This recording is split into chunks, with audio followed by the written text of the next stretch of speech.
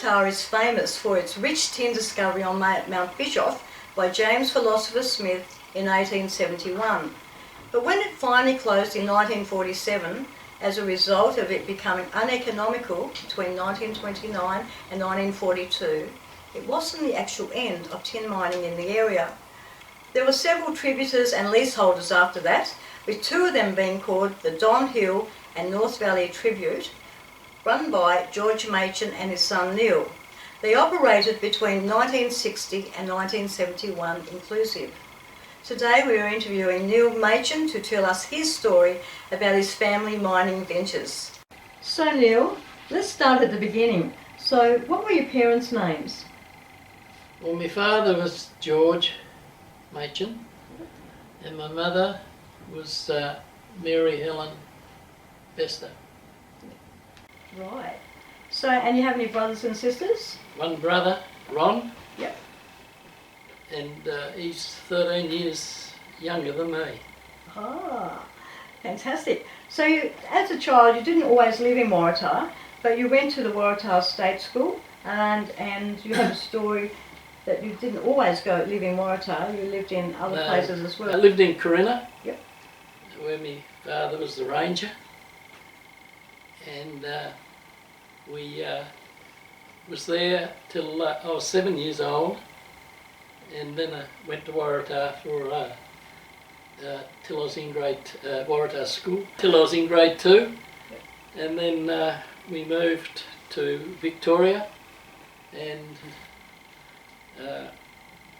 quite a number of other schools. In fact, I went to had 13 school changes. Really? In Tasmania, where my father sort of moved around a bit, and he sort of worked at different jobs, and he had a truck and had contracts and this sort of thing, and that was done in Victoria and in Tassie as well. And even when we moved back to Waratah at the finish, where I spent my last 2 years at school, he would have had a truck there, and also tin mine at different stages. So he'd always go back to tin mining. Fantastic. Yes. That's interesting. So, growing up, went to school, eventually you left school, but you did not automatically get into mining. So what did you do after leaving school? Well, when I left school, I worked at the APPM for about 4 years. Yeah. And then I went to Waratah. But before that, I was helping my father set up a mine there. Okay. And because he would, he was working up at, he had a mine up at Derby. Okay. And then we went, then he came back down to Waratah, and I would go up and help him set up on my days off from work. And we had to get water. He was opening this mine up on Don Hill, right, but there was no water there. So we had to get water there because of the old flumens that used to carry the water around into these water races to what they called the black tank. He had to get the water to replace the pipes and that to replace the flumen. And so we did that. We bought loads of pipes from Marina up Derby Way, St Helens, Wellborough, and we bought all them down by train, and then we set them up in the gully there at below the waterfall. Fantastic.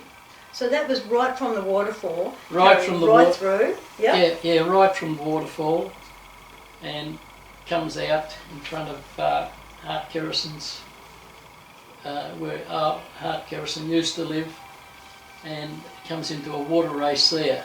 Fantastic. And it's still there, I believe. It is. Yeah, Wonderful. yeah. Well, just where the pipes come into the water race. Okay. Yeah, that's still there, which we can have a look at. Go and have a look at. That sounds really, really exciting. Wow. So where Yeah. exactly did it? So you said it operated on Don Hill. So where exactly was that, or is that? area? Well, the Don Hill, the main part that we worked would have been the southern side of the Don Hill, above the water race, and goes right up to the road. And there was an area that had been worked by tributers, where they used to get all their dirt, get really good dirt, and take it to the battery and crush it. Because they was mainly all people they weren't alluvial miners, they were nearly all low. And that's how they used to treat the dirt. And it was sort of worked out in patches, and then when we come in, we took just everything. And we started off just with a water pump on a lister motor, just pumping out of the water race, and that's the way we worked it, because of all alluvial. Just wash it down through the races, through the streamer boxes, and that's how we treated it, as any alluvial mine does. Wow. But later on, we got the dozers in, and we pushed everything into heaps, just to make it easier, because it was all different depths, the way it had been worked and that, so there was some good deep wash and some shallow stuff. And that's how we worked it until we wiped all the Don Hill right off. Did you really? And then we moved around onto between the Don Hill and the mountain, and we worked an area there which was all classed in the Don Hill, and which was quite good. And then once that finished, that's when we went down the back of the mountain. So I can imagine now is that whole Don Hill area is really grown thick, isn't it? So, yes. So that where you had your lease there, so that was also included the original, this side of the track to the power station? Yeah, took the track in. You took the track in as well? Yeah, I think we might have worked the track. Okay.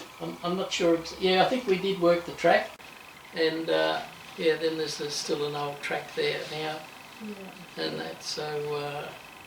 Yeah, because we often used to see Jack Harrington. Mm-hmm. He was there when you were there? Yeah. Doing the same thing? Working down near the power station. Mm-hmm. He had a little battery, water wheel, that sort of thing. Fantastic. Yeah. Wow. So he's one of the tributers. Wow. So it's really hard to imagine now on this day that this was like that, totally wiped out. And I've seen your photos there, and they look really, really interesting about seeing how it is now compared to how it was then. So it was a massive operation. Oh yes. Yeah, yes. huge. So what made you go onto North Valley? Well, we did some prospecting. Yep. And we found it to be quite good down there. And we had 2 mines down there. The first one we started, we rigged that up. It was quite different to what was on the Don Hill, because it was so steep, and it took one Leyland motor and a pump. There was no dozers involved or anything like that, and we started working up on this fairly steep going into the wash, and it started off reasonably shallow, but we thought it'd be good, and then the bottom started to level off. Right. So it started to level off? Yeah, the bottom. At the bottom, and you got the hill going up steep. Yep. And then it got really deep. The bottom leveled off. Yep. And then it dropped over. And you're going into a hill, so we get very deep. The wash is very deep. Yep. And what it was an old riverbed. Oh. The Waratah riverbed, up 30 odd metres above the river, what it is there now. Oh, okay. And so you're going in, and you come across this really good wash, nuggets, Wow. all that old riverbed, thick on the bottom, old logs. Really? Yeah, logs there, and wow. they look like pine. There's no pine growing there, Yeah. with big grain in them, but it's That's how it was. And then it gets really rich. And then the bottom comes up like that. Okay. Cuts out. So I thought that's luck. Gee, that is really, really interesting. Imagine finding that. So you would have found evidence of the early days of where they did the original hydraulics, or No, no? I'd never been there before. Wow. No one had ever been there before. It was just a river bend with a natural river bend, only 30 odd metres above the river that's there now. And that's where the river used to run before it cut back down. Gee, but that is really, really interesting. Oh yeah. Wow. Yes, yeah. Wow. Absolutely. Goodness me. And we worked that. We bought water from, we was pumping water out of the river itself. We also pumped water from a water race that we bought from, that was already there, from Webster's Gully. And the water from that water race took our rocks out on chutes from after they went over our hopper plates. Right. Yeah. So the process that you used was called A nozzle. a nozzle. Yep. Yeah. I'll send a photo. They're quite large, aren't they? Oh yes. Yeah. Well, you got probably that one there was probably a 2.5 inch nozzle tip jet of water blast into the ground. That's the way we cut it. And apart from blasting with gelignite and that sort of thing. Yeah. That sounds quite amazing. So I know you've got quite a lot of rock samples that we'll go and have a look soon at it. So it's very interesting to see how worn or rounded the tin is. So, you know, when I first envisaged about tin up there, I just presumed it was a rock. But is it just you know, with sparkles in it and everything like that? But not necessarily so, is it? No, some's quite dull. Yeah. You can get different colours in tin, and you can get some nice crystal samples. Not that you get large crystal samples on Bischoff. I've never seen any, not where we were, but other places you can get quite big crystals. Fantastic. Yeah. Wow. No, that sounds really, really, really interesting. So you kept working the area and you ceased operations in 1971. So what happened then? I mean, did it run out, the ore? Well, where we were in that first mine, that ran out. Yeah. And then we moved more towards the Arthur River, just a few hundred metres into another bit of a gully there. And we set up there, and that was different setup again. That was with a conveyor. They're those amazing photos that you have. Yeah, Yes. yeah, because you had to have the conveyor because the wash was down so low, and we had to get rid of the rock, and which which worked really well, and that. So, but we also had a scraper in there, stacking the dirt for us, which was would pick up 24 yards of dirt at a time. Only like to take a thin scoop, but it would move across the ground quick. Okay. And we also had a dozer there, a little trash excavator, which we used for taking the large rocks out. And that's the way we worked it. And that was worked with gravity-fed water from which come from the waterfall from Waratah, which came all around the road into a dam which we built above this mine.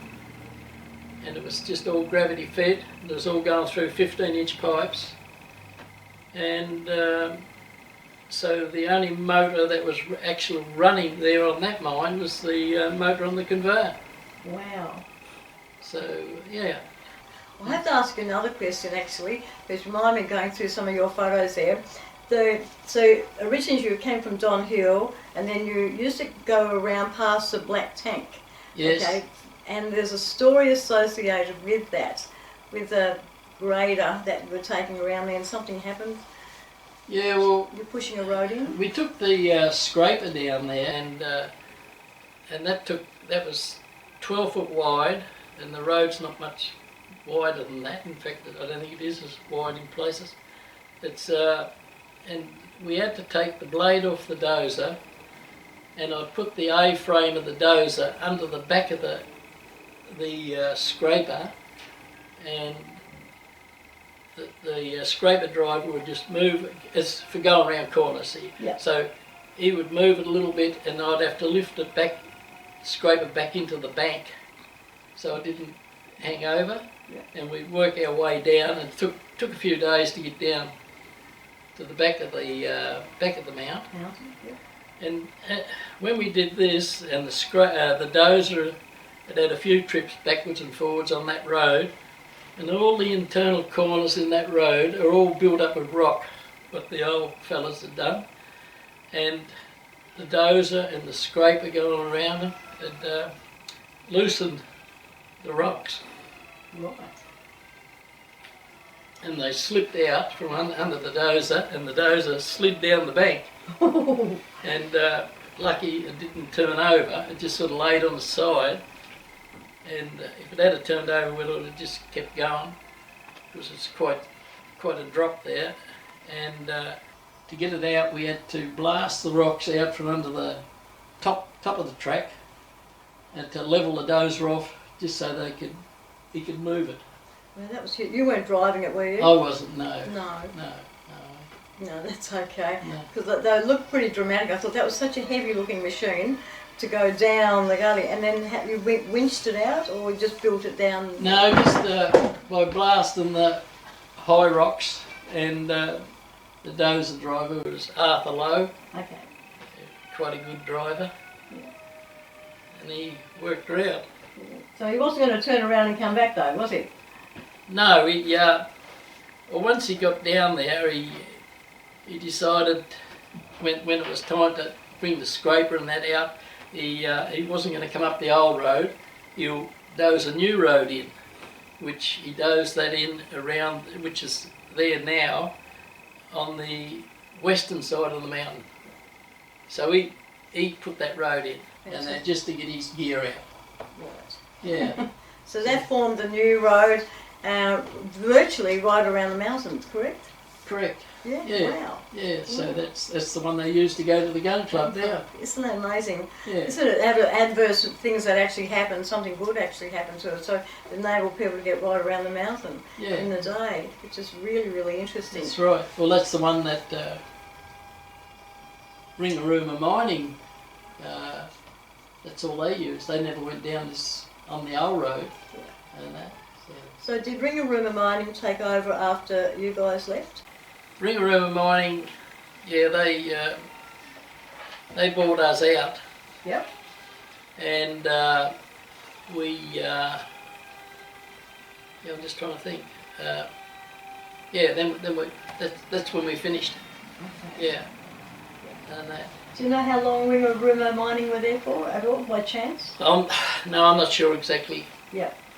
But what they set up a plant there, and different setup than what we had, because it was all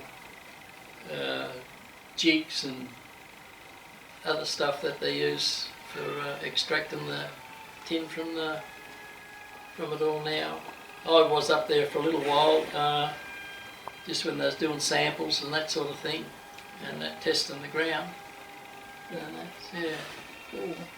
Did you find any evidence of the old miners working there at all over time? Yeah, well, that first mine that we had, you always see evidence of where they've been. Yeah. And there's been someone working in most of the places on Bischoff. And the first one where we set up, when we first went down the back of the mount, was just the tunnels that were there. Old drives, still the old batteries there. I don't know whether they're there now or not, whether Ringarooma Mining knocked them or left them there. But there was a couple of tunnels there, and that I know. But plus a heap of mullock and that they brought out of the tunnel. So was one of those tunnels the ones that the old miners used to take the school kids through to school every day? No. That had already gone by the time you were there? I don't know of any tunnel that did that. Yeah, there was one apparently where they brought the kids, the miners took them through in the early morning to school, right through the mountain, and I think it was up a bit high, I'm not really sure, and then I think that inside there's actually machinery, they just did it, then they caved it all in because obviously it must have been unsafe. And but several tunnels. Ooh. Yeah, there's one tunnel there that's what they call the main tunnel. I've walked through that. You go from one side of the mount to the other. Yeah, I reckon that may have been it, possibly. And that, yeah, there used to be where Metalex worked. There was a shed there that had a large air compressor and that in it, quite an old thing. And that would have been for the main tunnel or for any of the drives that were around there. Yeah. Wow, wow. That sounds really, really, really interesting.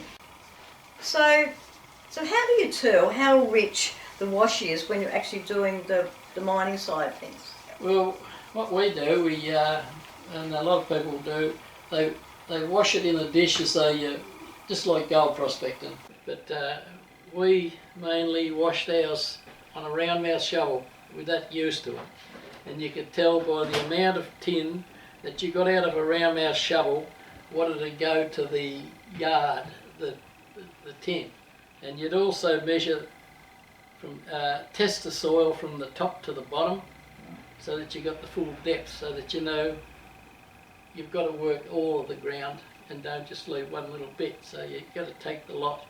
And the bottom is either it might be a granite, on Mount Bischoff it's a slate, was the bottom, yeah. Okay. So once you actually get you've done the wash and you've got all these rocks there, do you crush it up or you send it away?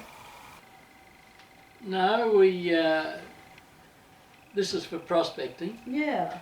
Yeah, well, any solid rock, if it's solid, you'd grind it up and then wash it in a dish or a shovel. Okay, so you had a crush, I think?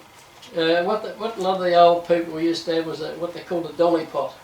Oh, and tell us. A sort of they'd sort of grind the rock up in this dolly pot and then put it into their dish. Okay. And then wash it until you just got the tin left. So is it sparkly? No. Not sparkly at all? No, and it comes in different colours. But if you grind tin to a paste, it'll go grey. Right. Whatever the colour the tin is. Okay. Right. So I'm really, really keen to go and have a look at your rock collection, or your tin collection. So we'll go out and have a look at that in a moment. Fair enough, yes. So at North Valley in the early days, there was this structure called the pontoon. Yeah. Was the pontoon there when you were there at all? No, not the pontoon. And but after the pontoon, in the early days, there was a chap called Wally Walsh, and he had a fair size tin mine there, but he wasn't working the pontoon. He was working, got his water from a water race that came around, which was for the pontoon, and that was on the eastern side of the Waratah River, that water race. Really? And I know that they had very good water pressure, like something like 300 feet pressure. Wow. And that's how they worked it, but they weren't there when we were down there. There was no one else. Well, there's only one. Well, there was a couple of small tributaries about there, but and no one that I can remember. So Neil, do you think the water races are still there?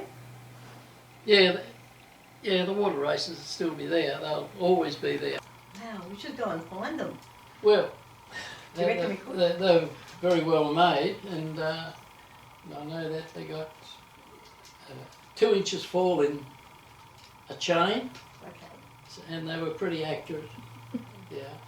Fantastic. It's amazing the designers in the early day, how, you know, I've seen some photos of what some of these water races look like, and I'd always want to see a real one, actually. But Well, you've got it running past your doorstep up at Waratah. Oh, fair go. We'll definitely have to go and find that one. Yeah. Yeah, without a doubt. Look forward. We're going to actually do this venture, aren't we? We're going for a walk, and we're going to go and check out your operations at these two places on Don Hill and North Valley, and that's going to be very, very exciting. Yeah, I'm looking forward to it myself. Oh, will be really good. If I don't get lost. So, just quickly too, is that after your dad, you know, and you left with Rima took over, did you actually go and continue any form of mining at all? After you finished up there? No. The only bit that we did in mining was that working those tailings at Derby. Yes. And we did set up a little gold mine in the Parawee Creek. Did you really? Which wasn't a great success. Yeah. But what sort of gold was it, Parawee? Alluvial. Alluvial? Yeah. Yeah, fantastic. And but we only did that for a short time, and set up with boxes and 2 motors, and so we put a bit of gear in there, and but it didn't pay its way. Yeah. Was your dad involved with that one at Parawee? Yes. Yeah. We had these special gold boxes made and all that for it, and suction pumps and all that. Yeah, no, it was. It certainly was a driven man, and it seemed to have rubbed off onto you. Well, I've never stuck at it, but once we left Waratah mainly, that was, which was very enjoyable. Yeah. So, I mean, you had 11 years at it, over 11 years, and continued in a small way. So have your kids, got into the similar interests at all? No. No. So like with your dad, with George, okay, and your mum, Lily. Yeah, with your dad and with your mum, Lily. Did your mum travel with your dad all the time? All the time. All the time. Yeah. Yep. So that would have been really hard adjusting to different places to live, different lifestyles, and so it would have been fairly hard work for it. Yeah, well, in Victoria, I suppose they went fruit picking. Yeah. He worked in different places down in Gippsland, down in Maui. Oh, that's. So when you were a little kid, okay, and you were a 7-year-old in Waratah at the time, you went to school there, and then you went away, and then you came back. Can you see much difference of how was Waratah compared to how it was when you were a little kid to when you went back as an older person? Well, when I was a little kid, what I can remember is there was more shops, more houses,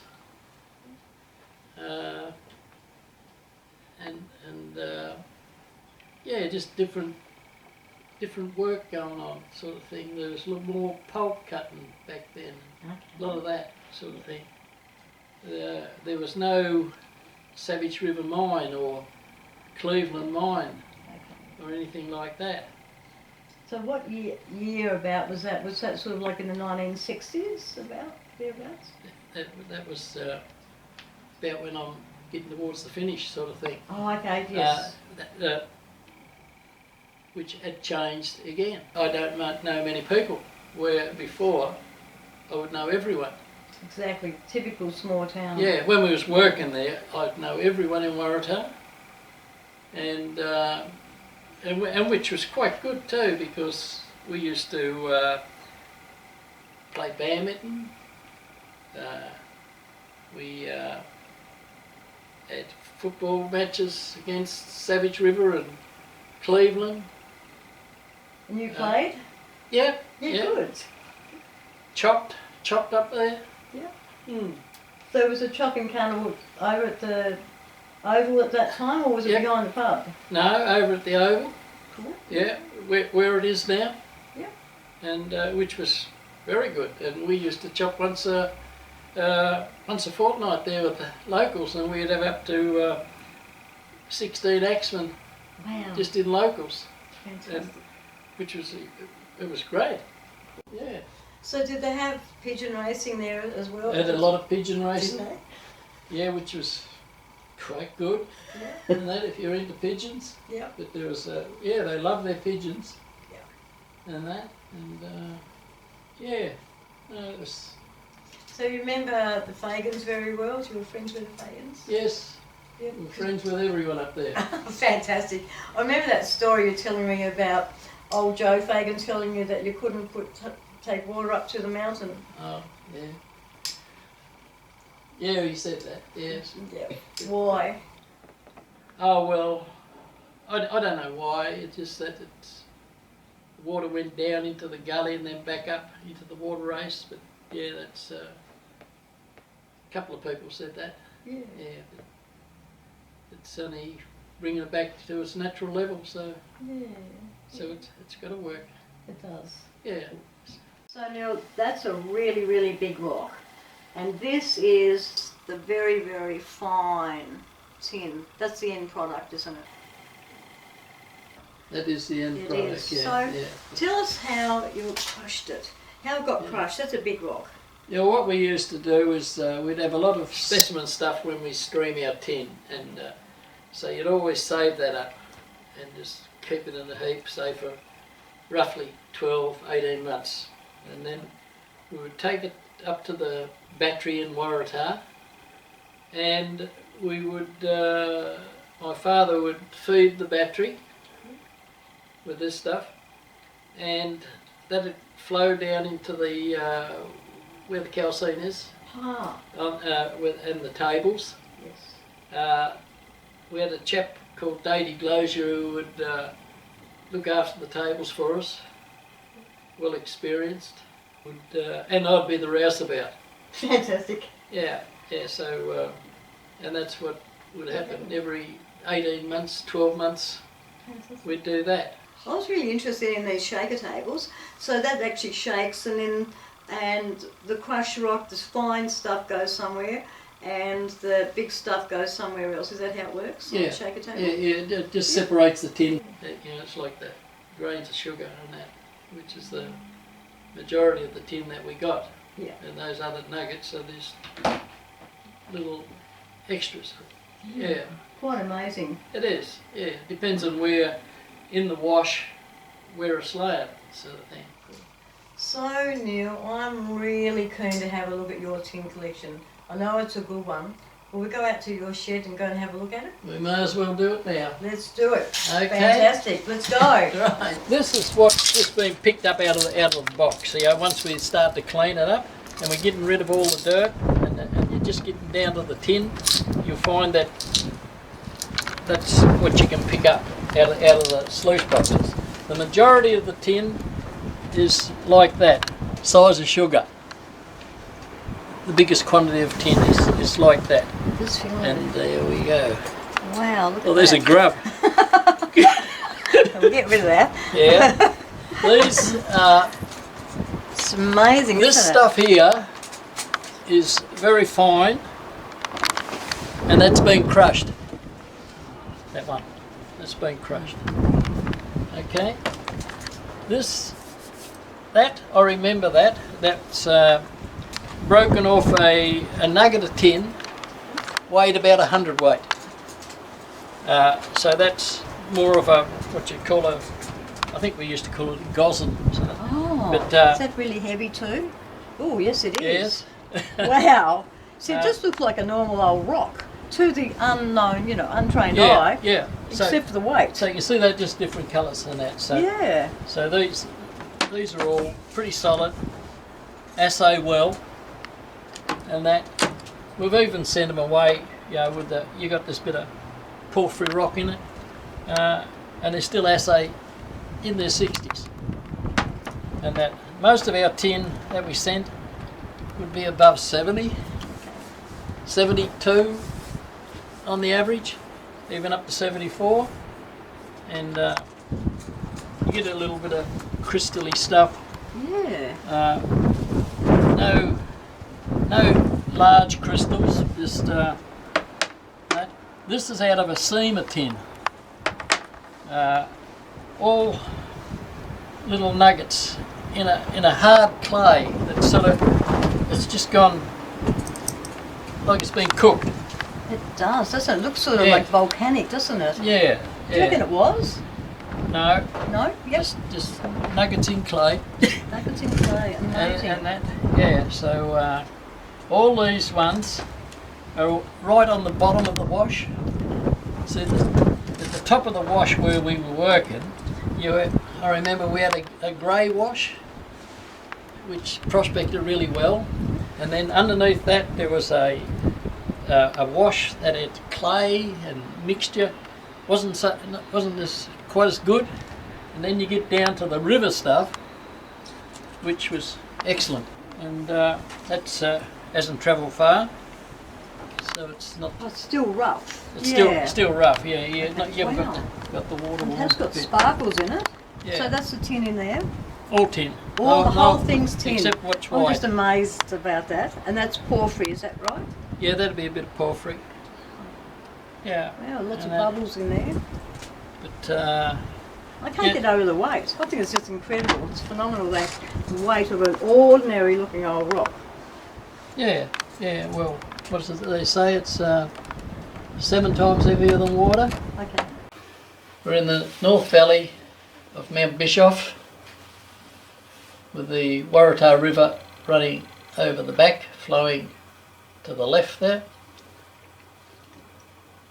Bulldozer that's pushing the dirt into the nozzle to be washed down these chutes that are here, and they go down and go over a hopper plate which has got 2-inch holes in it, and then all the fines go down through these chutes, through these sluice boxes down, and then runs into another sluice box here, and then tailings into the river. The larger rocks go up the conveyor and out onto this dump. Little motor in there driving the conveyor, and all this stuff here will be heaped up and washed down through those chutes. This is in the North Valley. Up here, pipe column coming from the dam, 15-inch pipes going into a nozzle with a 3.5-inch jet of water. I think that's what it is. Might be a bit bigger. Into rocks that have been pushed up with a bulldozer. So and they wash down here into these chutes, down here to a hopper. The hopper plate has got 2-inch holes in it, and all the fines will go down and in through these sluice boxes, and down through the sluice boxes. There's quite a few lengths of them further on. The coarse stuff goes up the conveyor, all the rocks, up and dumped on the side. This is just a bit of a walkway up to the shed to shut the motor off or start it. Now this is me posing, standing in some new boxes that we'd already, it looks like we've just built, or steel lined they are because the rocks cut boards out, so everything's lined with steel, and the same when it hits in the back end here, it's all rubber to stop any wear, and then rocks up the conveyor out on the dump. So this is on the Don Hill at Waratah. Got a fuel tank there with a 35 horsepower Lister motor driving it. My father. The water race, this water comes from the waterfall through the pipe column and feeds into this pipe, which goes up through into nozzles, and that's what we wash the dirt with.